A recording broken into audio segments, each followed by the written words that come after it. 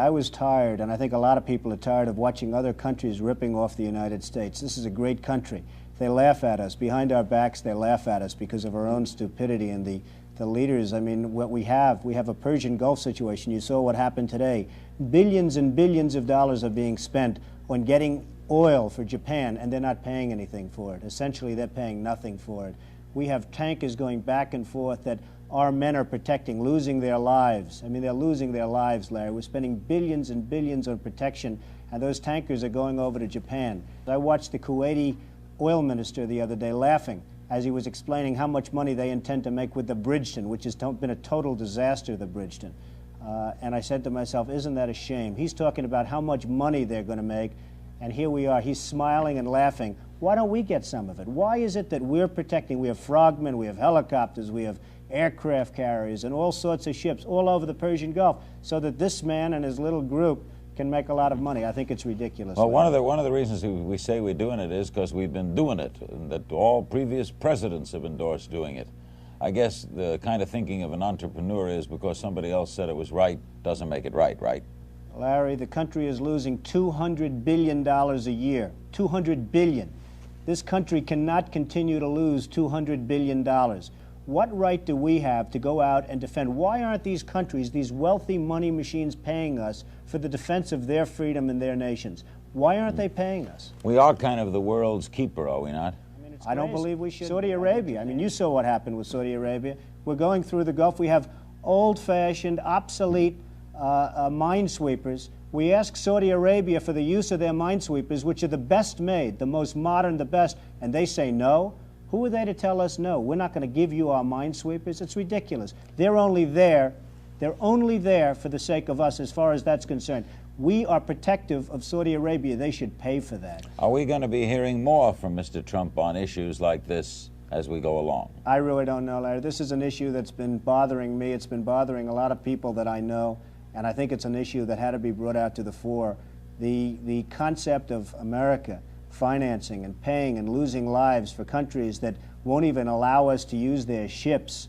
And these are the countries that in 24 hours they'd be wiped off the face of the earth if it weren't for America. It's ridiculous. By the way, a couple of other things, then we'll take some calls for Donald Trump. Is it true that you're going to go to New Hampshire in October at the invitation of Mike Dunbar, who's heading a group called Draft Donald Trump?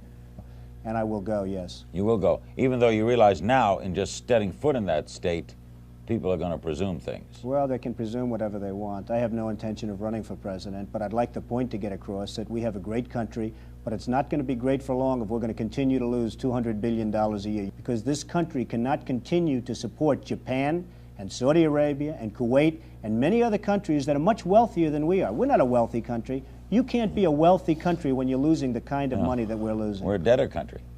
A couple of other things, then we'll break and take some calls. Don, why don't, there are some who said this, why don't people like you, you and people like you, build low-income, medium-income housing? Well, as far as building housing is concerned, and low-income housing, I've built a lot of it. I haven't recently, but I've built a lot of it. I built senior citizens housing and beautiful, beautiful housing. I built low-income housing, and I'm very proud of it. The policies of the government right now just don't allow it, because really what's happened by the tax incentives that were taken away and by the lack of federal programs. You used to have federal programs, you don't have them anymore. And it really doesn't allow it to be done on any economic basis. And it's a pretty rough situation. I mean, you just don't have subsidized housing, low-income, moderate-income housing, and it's a really big problem. And if they did, you would do it? I would absolutely love to do it. I'd be honored to do it. I used to do it. I mean, people think of me in terms of Trump Tower and all the other jobs. I'm just as proud. I mean, you folks don't talk about it because maybe it's not as interesting to some people. I am, frankly, just as proud of all the low-income and the senior citizen housing I've built. What's the drive, Donald, that you don't have to do this anymore, that keeps you wanting to build more and more? Well, it's a creative process. I enjoy the creative process. I like building things. I like building beautiful buildings. I like doing other things. I've been doing a lot of other things. It's a creative process, Larry, and it really gives you something to do with your life, and it's something that you can feel fulfilled and proud of when you're finished, if you do a good job. Donald Trump's our guest. This is Larry King Live. We go to Toronto. Hello. Yes, good evening, Larry. My Hi. question for Mr. Trump, it's a two-part question relating to international trade. Is the solution to the American trade deficit to restrict trade through protectionist policies, or to train American business to be more aggressive and entrepreneurial? And I'd also like to know if Mr. Trump would support a Canadian-U.S. free trade agreement. Well, I think, just to answer your first part, I believe it's very important that you have free trade. But we don't have free trade right now, because if you want to go to Japan or if you want to go to Saudi Arabia or various other countries, it's virtually impossible for an American to do business in those countries. Virtually impossible. And I have many friends, they go over to Japan. They can't open up anything. They need approvals, they need this, that. In the meantime, Japan comes over to this country, they're buying up Wall Street, they're buying up all of Manhattan's real estate, they're buying, which is fine as far as I'm concerned, because they're paying premium prices that put people like myself in a very good position if I ever want to sell something.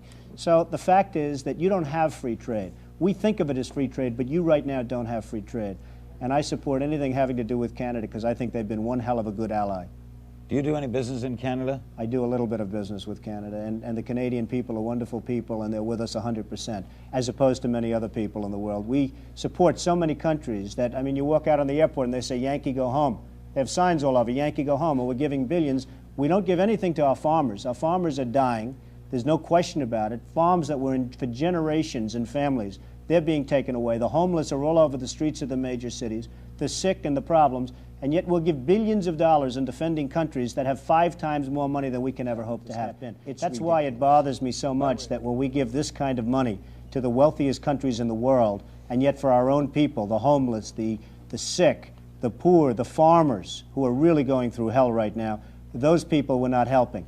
And why should we? I think it's ridiculous. And this country shouldn't be raising taxes. We ought to be lowering taxes. We should have a surplus, not a deficit. Because the kind of money that I'm talking about, and you can call them, as the gentleman before said, you can call it a tax, you can call it whatever you want to call it, but those countries should be paying us major billions of dollars, and you won't have any deficits whatsoever, and then we'll be able to help the poor and the sick and the homeless and the farmers and everybody else. Donald, what were you hearing today after that ad appeared? What were people telling you? I imagine you got tons of calls.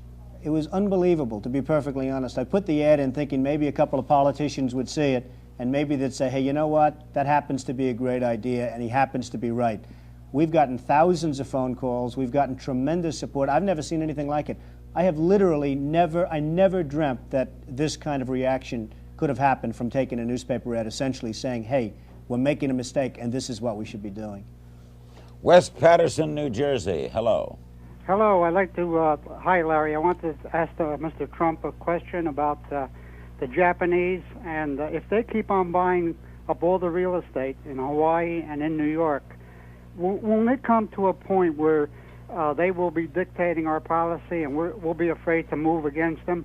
I think it's almost to that point now, isn't it? There's a book out, Don, that says that already exists, that Japan is, in a sense, wielding the rope with us. I believe it already is true to a large extent, and there's no reason for it to be. If we had the right people, if we had the right people with the right instincts and business ability, there'd be no way that that could happen. And that's why I hate to see what I see. But they laugh at us. They're laughing at this country and the way the country is being managed. And they should be laughing. Donald, they should be laughing. In a $3 million apartment, if you got apartment 3B, and 3A is hanging a picture, you wouldn't hear that in 3B, would you? Well, hopefully not in the kind of buildings I live in. Okay, now it's just a little question from someone. Okay, I know. Okay, Ocean City, New Jersey. Hello. Yeah, Larry and Donald, how are you doing? I have you? a comment and a question, then I'll hang up and I'll listen. Go ahead. First off, I really enjoy having Mr. Trump here. As a 32-year-old business person myself, I think he is a tremendous role model for young people like myself that look at him and write down their goals and strive to be better. That's the comment. The question is, I've always felt that NATO and West Germany, I mean, we have all those troops over there. I feel that they should pay their way. And then my second question is, and I'll hang up, is what other topic is near and dear to his heart? Thank you. Okay. Well, thank you very much. I appreciate it. And I agree with you on NATO. I agree with you on other countries. I don't want to single out Japan. I don't want to single out Saudi Arabia, but these are countries that people understand the kind of wealth we're talking about, and I will single them out. But there are many other countries and taking tremendous advantage of this, including NATO. If you look at the payments that we're making to NATO, they're totally disproportionate with everybody else's, and it's ridiculous. As far as other causes that are near and dear, this is the cause, because if we can solve this, then we're able to take care of something that I consider to be ultimately of ultimate importance, and that is the homeless situation, that is the farmers, that is the sick. We don't have any money. We're going, this country is busted. And it's busted because we're doing things that we shouldn't be doing. If we had business ability in this country, we'd be making lots of profit, so-called surplus profit. And that profit, that money, could be going to defend our, and I literally mean defend our homeless and our poor and our sick and our farmers. And that's where we ought to be spending the money, not giving it to countries that don't give a damn for us to start off with.